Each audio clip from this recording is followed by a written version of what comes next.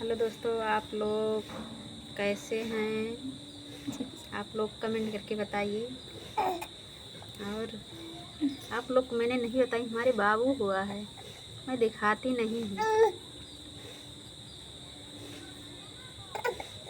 एक गाना चल रही हूँ सुनाने, आप लोग कमेंट करके ज़रूर बताना। शिव चर्चा गीत। तलबा काम धंधा में रतिया भी तलबा नींदन में दैयो मिनट के टाइम न मिलल कैसे जाई शिव चर्चा में।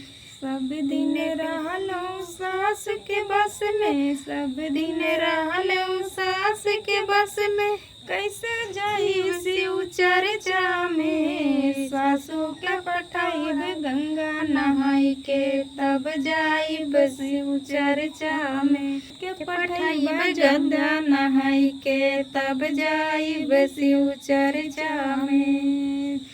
मिनट के टाइम न मिलल कैसे जाइब शिव चर्चा में। दिन बीतल बा काम धंधा में, रतिया बीतल बा नींदन में। दुइयो मिनट के टाइम न मिल कैसे जाइब शिव चर्चा में। दुइयो मिनट के टाइम न मिलल कैसे जाइब शिव चर्चा में। सब दिन रहलो स्वामी के बस में कैसे जाइब शिव चर्चा में। सब दिन रहलो स्वामी के बस में कैसे जाइब शिव चर्चा में। स्वामी के पठाइब ड्यूटी करन को तब जाइब शिव चर्चा में। के पठाइब ड्यूटी करन के तब जाइब शिव चर्चा में। दुइयो मिनट के टाइम न मिलल कैसे जाइब शिव चर्चा में।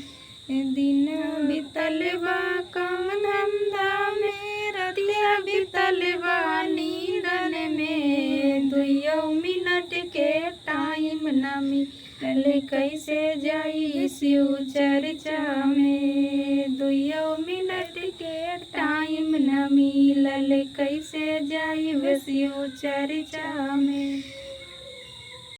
काम धंधा में रतिया बीतल बा नींदन में। कई दुइयो मिनट के टाइम न मिलल कैसे जाइब शिव चर्चा में। दुइयो मिनट के टाइम न मिलल कैसे जाइब शिव चर्चा में। सब दिन रहलो ननद के बस में कैसे जाई शिव चर्चा में। सब दिन रहलो ननद के बस में कैसे जाई शिव चर्चा में। ननदों के अपने गवन करैबै तब जाइब शिव चर्चा में। ननदों के अपने गवन करैबै तब जाइब शिव चर्चा में। दिनवा बीतल बा काम धंधा में, रतिया बीतल बा नींदन में। दुइयो मिनट के टाइम न मिलल कैसे जाइब शिव चर्चा में। दुइयो मिनट के टाइम न मिलल कैसे जाइब शिव चर्चा में। सब दिन रहलो भाई के बस में कैसे जाइब शिव चर्चा में। सब दिन रहलो भाई के बस में कैसे जाइब शिव चर्चा में। गुरु भाई के पठाइब चर्चा करने को अब जाइब शिव चर्चा में। गुरु भाई के पठाइब चर्चा करने को तब जाइब शिव चर्चा में। हमको ज़्यादा गाना नहीं आता है, आप लोग कमेंट करके ज़रूर बताना और सुनना ज़रूर।